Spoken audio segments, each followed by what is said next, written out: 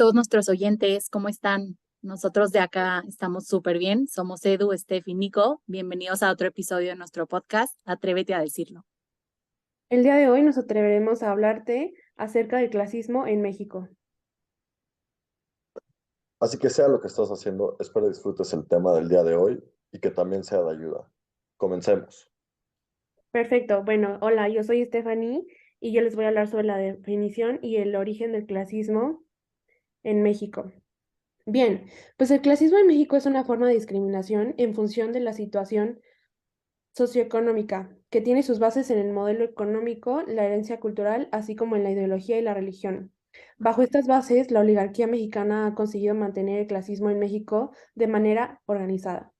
Debido a que dicho clasismo normaliza las desigualdades sociales y, en consecuencia, les permite mantener sus privilegios. Esa visión de privilegios es la que tiene la oligarquía. Se mantiene en México y es aceptado por muchos individuos, incluyendo aquellos que no forman parte de la oligarquía mexicana. El clasismo en México se encuentra correlacionado con el racismo por razones históricas, que datan desde la conquista española. Imagínense. Las relaciones entre los nativos americanos y los españoles fueron diferentes, porque en muchos casos se dieron en forma de sumisión sobre los pueblos conquistados mediante las encomiendas, y en otros casos fueron buenas relaciones manifestadas en alianzas. El clasismo también mantiene debido a una herencia cultural de Roma, civilización caracterizada por no ser racista, pero sí muy marcada en las desigualdades entre clases sociales.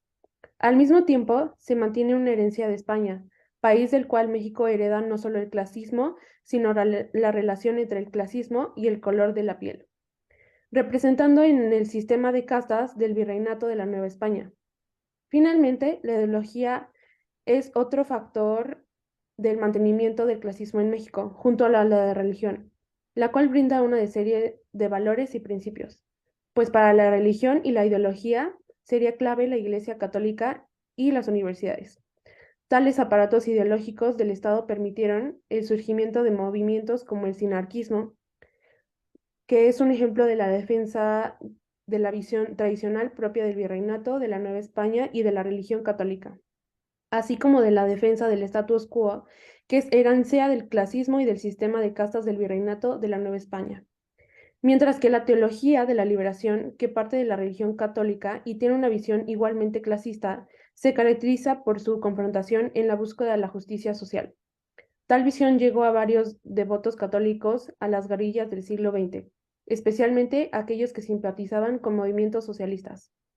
La oligarquía en México, pese a ser una minoría, ha conseguido de manera organizada bajo un modelo económico y el mantenimiento de la herencia cultural, la religión e ideología. El sostenimiento del clasismo les permite conservar sus privilegios. México heredó el clasismo vinculado con el color de la piel del virreinato de la Nueva España, en específico del sistema de castas, el cual, pese a que ya no existe el sistema de castas, aún perduran sus prejuicios y estereotipos.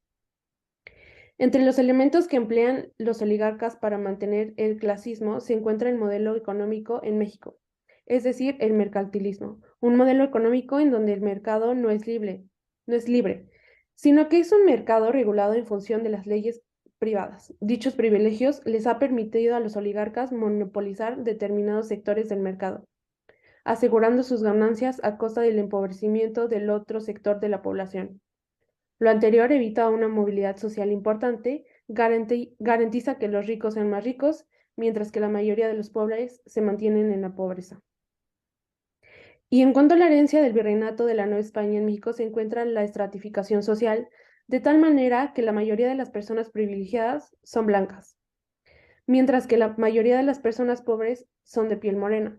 Al aspecto ideológico religioso es también otro factor que, dentro de la organización creada por la oligarquía mexicana, ha buscado el mantenimiento del clasismo, como es el caso del movimiento sinarquista, el cual justificaba la jerarquización de la sociedad. El sinarquismo buscaba, bajo una interpretación religiosa, justificar la forma de vida de manera jerarquizada y retornar al régimen del virreinato de la Nueva España. Esto favorecía el clasismo gracias a su obsesión por la disciplina, la organización jerárquico-militarizada, el culto al jefe, el nacionalismo, el anticomunismo y el hispanismo. En el movimiento sinarquista y la teología de la liberación son dos visiones del mundo totalmente diferentes, pero que partieron de los valores de la misma religión católica. En muchos casos, trabajadores de las universidades con el objetivo de crear un conjunto de ideas para la justificación de la forma de vida, la oligarquía mexicana, si bien minúscula, se encuentra bien organizada y promueve el clasismo en México, con el fin de normalizar las desigualdades sociales y garantizar sus privilegios. Profundizar en sus motivos, orígenes y cómo funciona puede ayudar a entender nuestra realidad de mejor manera, así generar caminos de buen cambio a una sociedad con mayor justicia social, especialmente para los más necesitados. Bueno, pues eso fue el origen del clasismo en México y su definición. Gracias, Steph, por esos datos tan importantes y para entender un poco más de este tema del clasismo en México. Yo en específico les voy a hablar del impacto del clasismo en la movilidad social y la desigualdad económica. Excelente. El clasismo es una forma de discriminación social que se basa en la percepción de las diferencias económicas y educativas entre las personas. Aquí en México, esta forma de discriminación se ha manifestado de diversas formas a lo largo de la historia, como hemos visto, como explicó mi compañera Steph, y ha tenido un impacto significativo en la movilidad social y desigualdad económica del país. Una de las maneras más evidentes en el que el clasismo afecta la movilidad social es a través del acceso a la educación. Pues, o sea, según datos del INEGI en donde hemos investigado, la tasa de abandono escolar en México es del 7%, pero esta cifra es mucho mayor en las áreas más pobres del país, donde puede alcanzar hasta el 20%. Además, los sistemas educativos de algunas regiones rurales son deficientes, lo que provoca una falta de oportunidades para obtener un empleo con mejores condiciones salariales, lo que a su vez restringe la movilidad social. El, el clasismo también se manifiesta en la discriminación en el mercado laboral, donde muchas veces las personas son contratadas en función de su origen social y familiar y no en función de sus cualificaciones y habilidades, como podremos ver desde piel y lengua natal. Otro impacto del clasismo en México es la desigualdad económica. Las personas provenientes de familias acomodadas suelen tener oportunidades de acceder a empleos mejores remunerados y obtener cargos políticos, lo que se traduce en un mayor poder de compra y una mejor calidad de vida. Pero por otro lado, las personas provenientes de estratos sociales más bajos suelen estar limitadas en su acceso a los servicios públicos y a los empleos de calidad, lo que contribuye a perpetuar la desigualdad económica. Además, las formas de discriminación como el clasismo afectan a diferentes grupos de personas en mayor o menor medida, lo que hace que se produzcan brechas en la distribución de la riqueza. En conclusión a este tema, el impacto del clasismo en la movilidad social y desigualdad económica de México es visible en varias áreas de la vida social, incluyendo el acceso a la educación, el mercado laboral y el poder político y económico, para que se produzcan cambios significativos en la igualdad social y económica. Claro, es necesario que se realicen esfuerzos por parte de las instituciones de gobierno, organizaciones sociales y la sociedad en general para educar y promover el respeto y a la igualdad entre todos los habitantes del país. Dicho esto, le paso el siguiente subtema a mi compañera Edu. Súper, muchas gracias a todos, gracias a los dos. Creo que es información súper valiosa que a nuestros oyentes les va a ser muy útil. Y un poco para continuar con esta misma línea de comunicación, me gustaría platicarles de este tema que creo que es muy común, muy escuchado, pero a lo mejor no lo habíamos abordado como desde este punto de vista y me gustaría que también ustedes nos escriban dándonos su opinión. Yo les voy a platicar un poquito de la mía. Entonces, entrando a ese tema de discriminación y exclusión de grupos sociales, pero no solo por motivos clasistas, también racistas, creo que estos ambos son problemas muy graves que afectan a muchas personas, creo que más de las que imaginamos en todo el mundo. Y creo que están, aquí lo interesante es que están muy relacionados. Quizás siempre lo habíamos visto como muy por separado esta parte de discriminación por clasismo o estas personas sufren a lo mejor una discriminación más por racismo, pero lo interesante es que están más relacionadas de lo que nos podríamos imaginar. Y es que pues la raza o la etnia está muy relacionada también al estatus socioeconómico. Entonces, un claro ejemplo, como ya nos platicó mi amigo Nico, es esta parte de, pues que en muchas sociedades las personas de ciertas razas o de grupos étnicos son pues más propensas a vivir en la pobreza o a lo mejor a tener acceso pues muy limitado a los recursos básicos como es la atención de salud, ¿no? El poder ir a un hospital, incluso eso se les dificulta. Pongamos el ejemplo de un grupo étnico que vive afuera de la ciudad en una pues en un lugar menos urbano, ¿no? Urbanizado, pues se le dificulta mucho, obviamente, atenderse en un hospital con las medidas de salud adecuadas. Entonces, bueno, ahí vemos cómo no solo es esta discriminación por su raza, ¿no? Por su grupo étnico, sino también, pues, por la clase económica, porque al final no tienen los recursos necesarios para atenderse. Aquí, pues, lo grave es que realmente es una necesidad básica y es muy preocupante ver que por estos dos factores, pues la gente no puede atenderlas.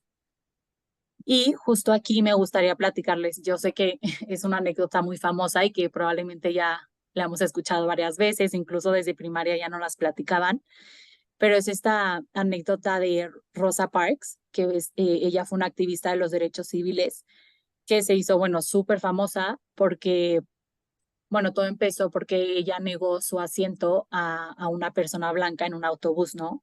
Esto pasó hace muchísimos años ya, como por 1955, y en ese momento, pues las leyes de discriminación, sobre todo en los Estados Unidos, pues requerían que los afroamericanos se sentaran en la parte de atrás del autobús Qué y en fuerte. caso de que ya no hubiera asientos, que pues las personas negras decidieran el asiento a las personas blancas.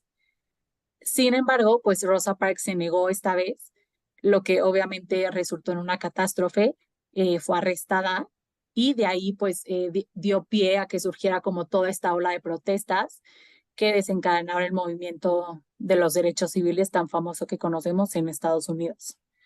Entonces, bueno, creo que esta historia pues nos muestra perfectamente no solo la discriminación por motivos clasistas, sino también por el racismo, ya que pues los blancos no solo eran respetados por tener este color de piel, sino también por pertenecer a una clase alta, ¿no?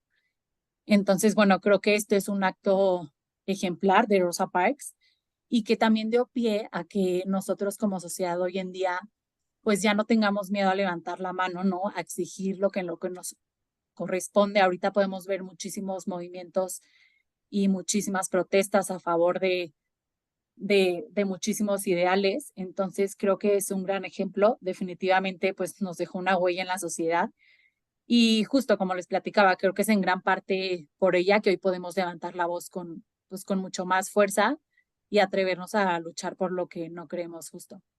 Estoy muy de acuerdo Entonces, contigo, compañera Durne, y nada más para interrumpirte ahí, creo que ese caso, como dices, ha abierto mucho a lo que soy. Y hoy, poniendo un ejemplo en un caso más moderno y viendo que no solo es blanco y negro, sino también es un poco mixta como la latina, podemos ver el caso del famoso actor Tenoch Huerta, la cual ha sido negado varios papeles por su color de piel y su nivel socioeconómico por el cual empezó. Y ahorita es uno de los actores más reconocidos de Hollywood. Y creo que gracias a este ejemplo que has dado de Rosa Parks, se ha abierto más el mundo a toda esta parte del clasismo y de cómo criticar a una gente por fuera cuando ni siquiera sabemos las habilidades que es por dentro. Una disculpa por interrumpirte, pero por favor prosigue. no, sí, definitivamente. Muchas gracias, Nico. Sin duda es otro gran ejemplo. Eh, Y nada, pues queremos también escucharlos a ustedes. Escríbanos en nuestra página qué opinan, si tienen algún caso cercano que nos cuenten. Creo que podemos llegar a grandes soluciones. Y bueno, justo hablando de soluciones, queríamos aquí platicarles algunas que nosotros vemos no solo a nivel colectivo como sociedad, sino también individual, ¿no? Que podemos empezar a hacer cada uno de nosotros. Creo que si me permiten equipo puedo empezar. Em, a nivel individual creo que podríamos pues sensibilizar, ¿no? A la población sobre la importancia de respetar la dignidad y el valor de todas las personas, como decía Nico, ¿no? El valor de las personas va mucho más allá de su color de piel, de su procedencia. Entonces, bueno, creo que sensibilizar a la población va a ser un gran paso. Y también hablando ya como sociedad, pues exigir, ¿no? La implementación de políticas públicas justo para pues buscar reducir estas desigualdades sociales y económicas que hay ahorita en la población, pero verdaderamente exigirlas y estar listos para alzar la voz. No sé qué opinen mis amigos Nico y Steph, si Yo estoy quieren. muy de acuerdo con todo. Yo creo que también a nivel individual algo muy importante lo que tenemos que pensar es cómo comparar nuestra forma de pensar, sentir y actuar con las personas que están en diferentes posiciones sociales para entender cómo la vida de, o sea, de los demás puede ser diferente y cómo actuamos nosotros sobre ella. Entonces es ponerse un poco más en los zapatos de la otra persona y saber qué es lo que han vivido. Y me pareció muy interesante lo que has dicho a nivel colectivo y también pues aportarle algo más por ahí. Yo creo que es también promover esta educación inclusiva que como que fomente la empatía y entienda la diversidad como un valor, algo más extra. Claro. Pero eso lo veo algo más del clasismo, cómo lo podemos solucionar.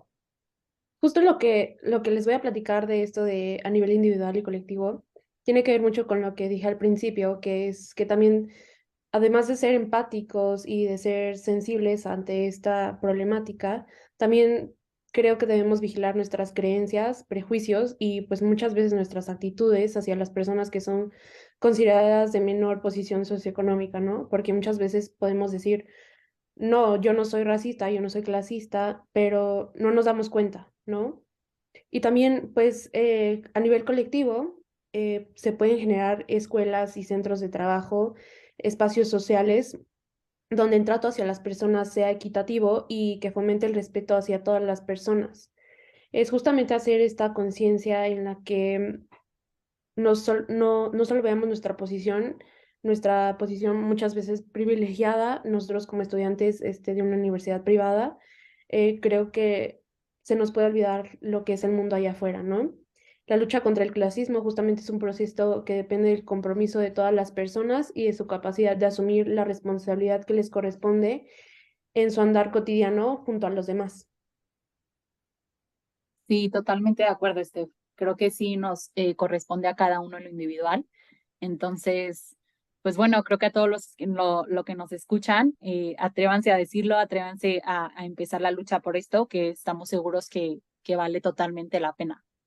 Ya para cerrar, nada más les queríamos platicar algunas experiencias personales que hemos tenido justo del clasismo y del racismo también, porque creemos que pues es muy importante como visibilizar y combatir este problema en México y además creemos que pues compartiendo nuestra historia quizás motivemos a alguien más a hacerlo y así generar un movimiento más grande.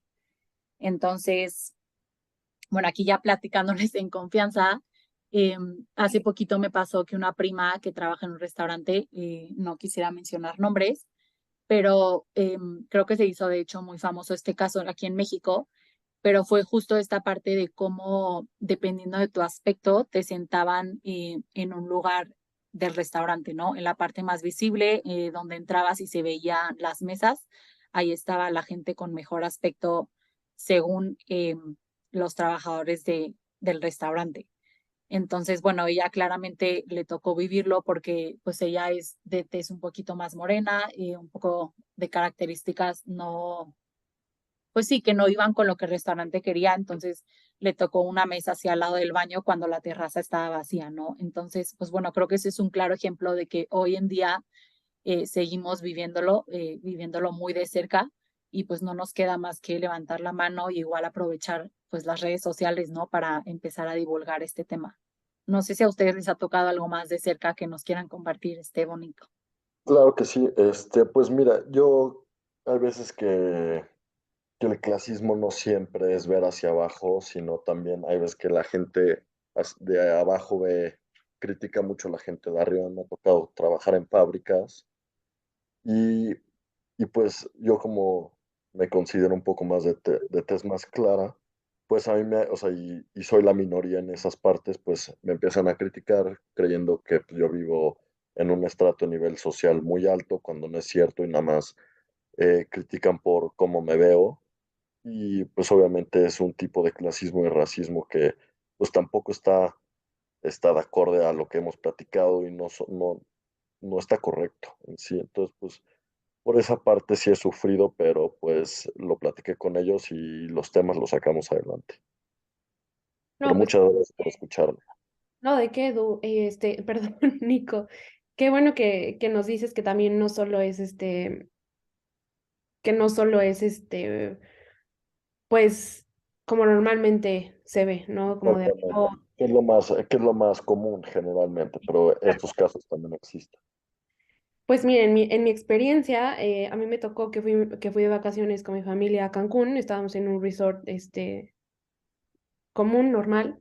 Y estábamos dos familias, mi familia y otra familia, ambas familias eran mexicanas y estábamos sentados esperando a que nos llamaran, ¿no? Al restaurante y estábamos platicando entre nosotros y llega pues el mesero y nos dice y se dirige a mi mamá en inglés y y fue como muy raro que se dijera a mi mamá en inglés porque pues estábamos hablando pues, en español, ¿no? Éramos dos familias, mexicanas, pero mi mamá trae el pelo rubio, yo traigo el pelo rubio, y mi hermana es de pelo claro, pero no lo trae el rubio. Entonces, justamente nos habla a mí primero, o sea, llegamos como al mismo tiempo, estábamos ahí esperando al mismo tiempo, no había como una lista de espera, solamente estábamos esperando ahí normal. Y a mi mamá le hablé en inglés y mi mamá le dice, no, o sea, eh, háblenme en español, ¿no? Bueno, entonces de repente voltea a la otra familia y dijo, ay, perdón, es que creí que ustedes eran americanas, entonces, permítanme un momento, ¿no? Y no pasamos al momento de que nos dijo, solamente, y fue como muy raro, nos sentimos muy mal porque pues no tiene nada que ver si ellos prefieren ver como a personas americanas en el restaurante y tuvimos que esperar unos minutos más, pero estuvo muy, muy, muy feo, muy raro y después comentamos con la otra familia de que, o sea, si no somos americanos no nos dejas pasar o si no somos, o sea, si no nos vemos de cierta manera otros entrenantes, entonces fue como una situación como desagradable y justamente siento que no solo tiene que ser como lo es normal, ¿no? También muchas veces hemos visto recientemente en otra universidad privada de la Ciudad de México, que es la Ibero, que ahora están quitando becas, ¿no? Quitando becas porque ellos piensan que se puede pagar una carrera de educación privada, pues así, como si fueran enchiladas. Y mi hermana, de hecho, va en esa universidad y ella me estaba diciendo que pues de hecho su rector hizo un comentario de que pues yo he ido a Chiapas y sé lo que es pasar difícil en la vida, ¿no? Y todos se quedaron como, ¿qué estás hablando? ¿No?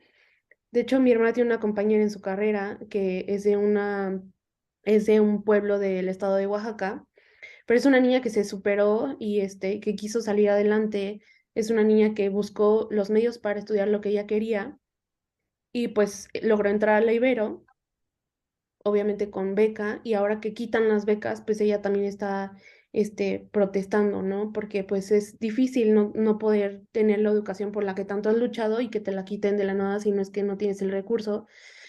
Y también mi hermana decía, pues es también como un clasismo o un racismo invertido que Claro. Sí, también claro. mal miran como es decirlo, como el güerito, como al que tiene dinero, también es invertido, ¿no? También no solo es como siempre se ha dado, como de que Sí, piel no. morena, pobre, sino que también puede ser invertido y también es feo de ambas formas y sí debemos de tomar conciencia, ¿no? Sí, totalmente de acuerdo. Muchas gracias, Steph, por abrirte y por compartirnos estas experiencias tan cercanas. Creo que sí podemos tomar el ejemplo de la amiga que nos platicas, pues es muy admirable salir desde, pues con tan pocos recursos salir adelante. Entonces, pues tomemos su historia como inspiración y no sé si alguien tenga algo más que agregar, si no nos despedimos. ¿Cómo ven? Yo sí agregaría que por favor no tomemos conciencia individual y colectivamente y no seamos así. Tú, Nico, no gustas agregar algo. No, yo estoy muy de acuerdo con lo dicho, Steph, y pues sí hay que tomar conciencia y como dijimos en alguna parte, ponernos en el papel de la otra persona, porque no sabemos lo que han vivido por lo que están pasando, pero justo para saber eso, aquí los escuchamos en el podcast y por favor escríbanos y les comentamos lo antes posible. Súper, y recuerden, atrévanse a decirlo. Nos vemos el siguiente episodio. Un abrazo. Abrazo, adiós. Abrazo, bye.